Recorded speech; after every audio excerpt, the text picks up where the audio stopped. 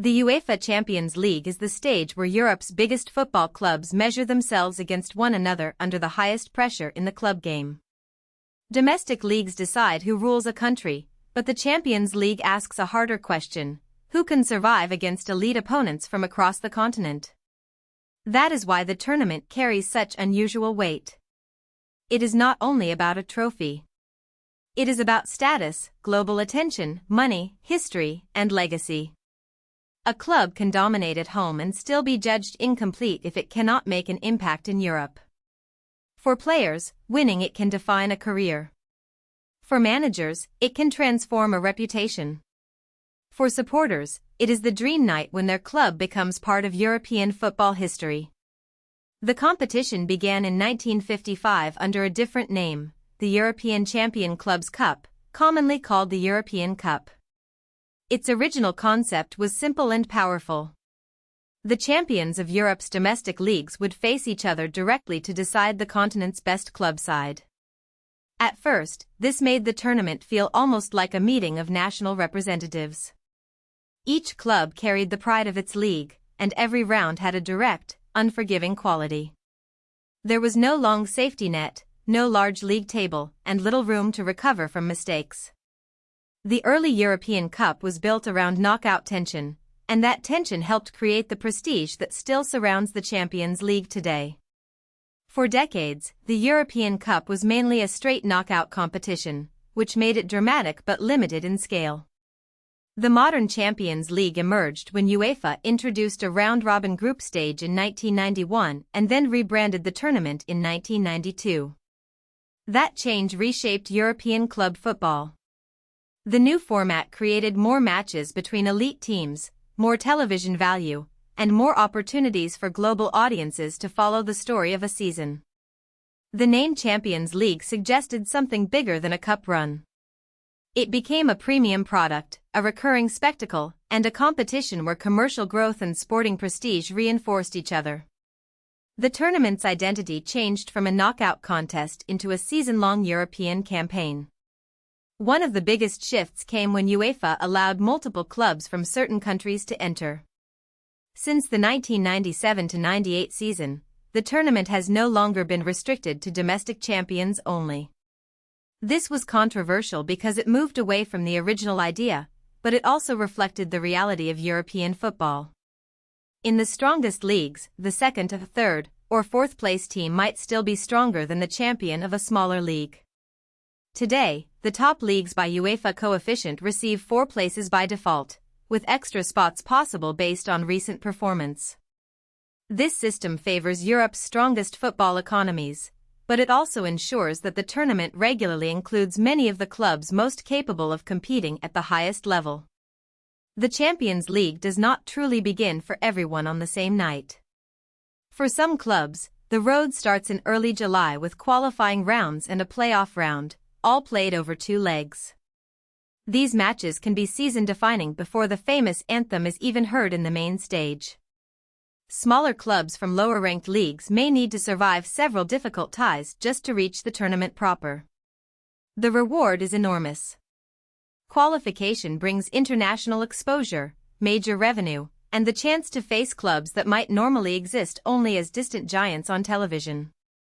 7 teams come through this qualifying route and join 29 clubs already qualified in advance, creating the modern 36-team league phase. The current league phase is designed to test teams across a wider range of opponents. Each of the 36 clubs plays 8 matches against 8 different teams, with 4 games at home and 4 away.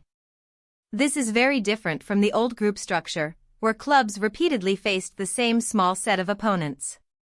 The league phase rewards consistency, squad depth, and adaptability. A team may have to handle possession-heavy opponents one week, a physical pressing side the next, and a dangerous counterattacking team after that. Every result feeds into one overall table.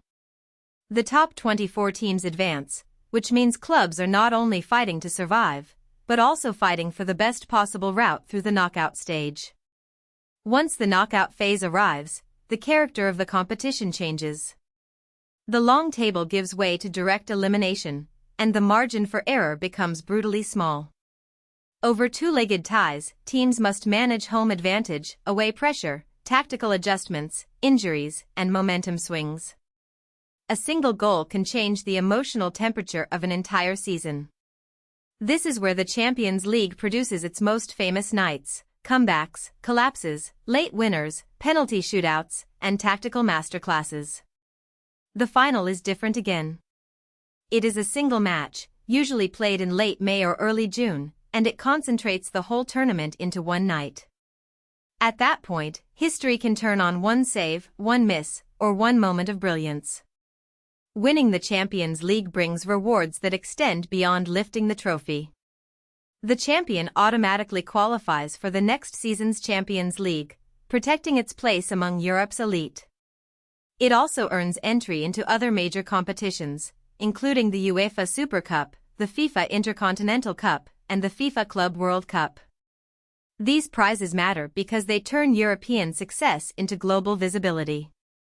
For clubs, the tournament is both a sporting and commercial engine. Deep runs can strengthen finances, attract sponsors, and make it easier to sign elite players. For established giants, Champions League success confirms their status.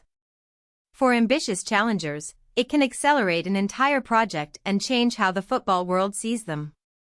The list of winners shows how European football power has been distributed over time. Spanish clubs lead the competition with 20 victories, followed by English clubs with 15, Italian clubs with 12, German clubs with 8, Dutch clubs with 6, and Portuguese clubs with 4. England has produced the most different winning clubs, with 6 teams having lifted the trophy. Overall, the 24 clubs have won the competition, and 13 have won it more than once. These numbers reveal both variety and concentration.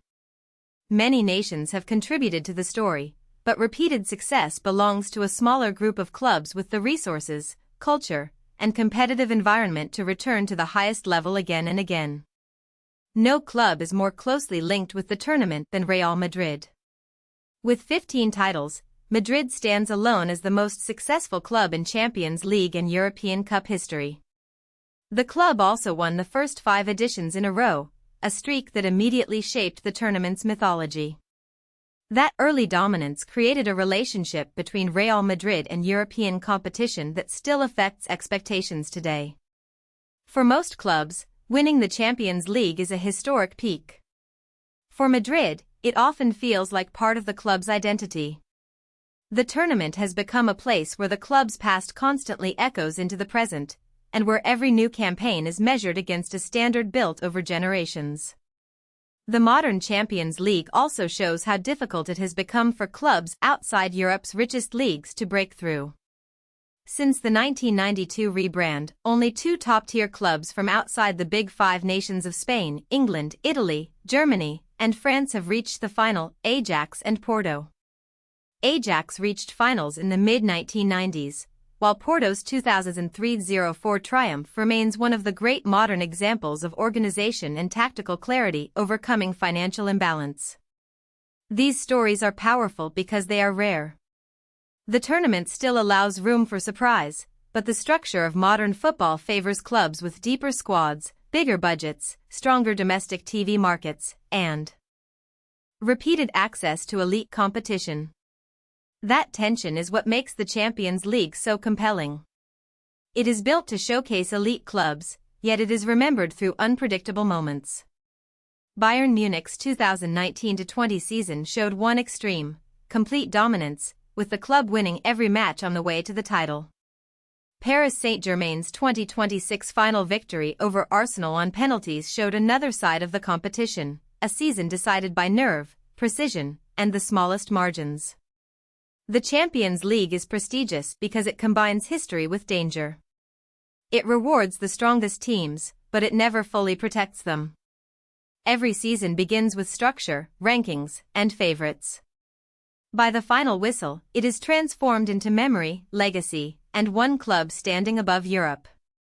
If you found this helpful, please like this video and subscribe for more explainers.